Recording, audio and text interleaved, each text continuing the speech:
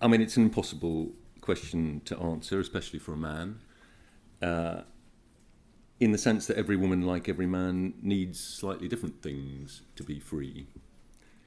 Having said that, there are obviously some patterns in people's priorities that are shaped by their sex, their class, their education, their temperament.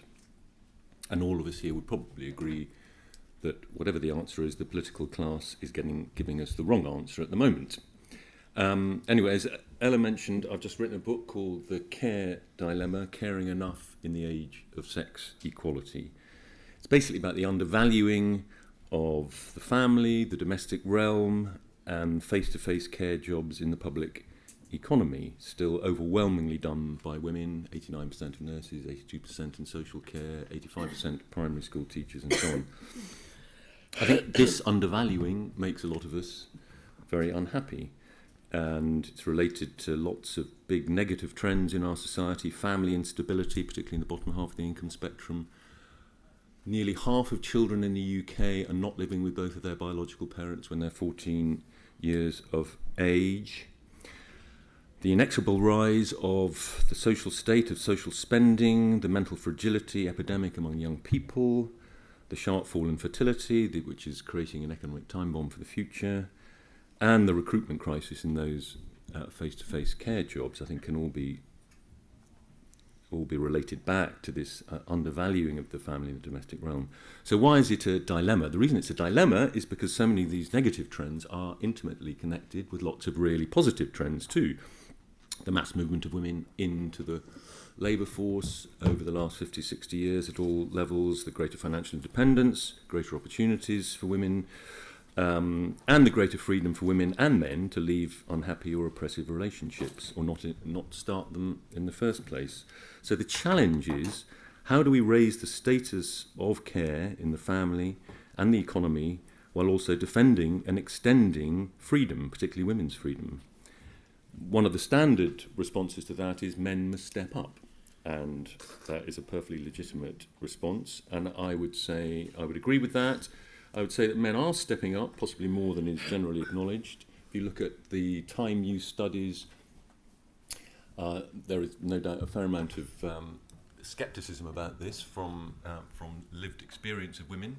Nonetheless, if you look at the time use studies, we've shifted from a kind of 70-30 to more like a 60-40 distribution of domestic and childcare, maybe even 55-45 in more highly educated middle-class homes.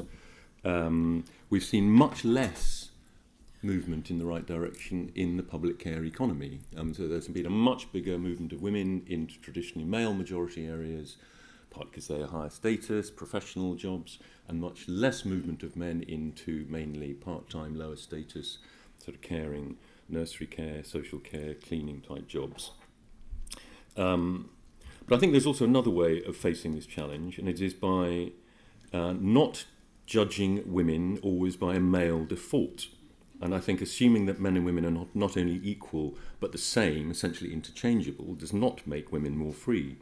Some of you will know the work of sociologist Catherine Hakim, who, looking at women and families, divided the British women's population into three categories. It was a 20-20-60 divide. She said about 20%, this is about 10 or 15 years old now, but about 20% of women are very work and career focused, including women who want to and do have children.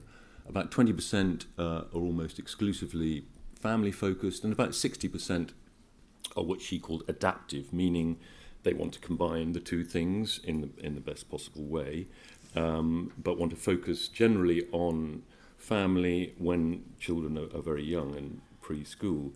But UK family policy at the moment is essentially about making it as easy as possible for both parents to spend as little time as possible in the family. Family policy is essentially focused on that 20% of work and career-focused women. So we had Jeremy Hunt a couple of years ago announcing the £4 billion extension to childcare subsidies in the UK, chiding women essentially for wasting their talent on mothering. Which I think is a pretty extraordinary thing, maybe particularly for a Conservative Chancellor of the Exchequer. And we do have plenty of evidence. Department for Education polling of mothers with small children who work about their ideal arrangements. 2/3 want to work fewer hours. One third want to not work at all. We have about 20% of women are full-time stay-at-home mothers. If people's ideal arrangements were reflected, it would be more like 40%. So we have that the group of people that the extension of childcare, which I'm fully in favour of, but the group of people who will most benefit from that will be households where both parents are working full-time with pre-school children. And that arrangement is favoured by just 9% of British people, according to the British Social Attitude Survey. So I say give women and young parents more freedom by allowing them to choose a better balance between work in the home and the GDP economy.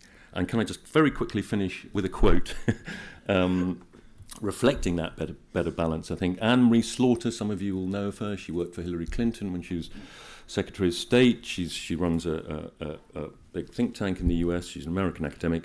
She wrote this in her last book. My generation of feminists was raised to think the competitive work our fathers did was much more important than the caring work our mothers did.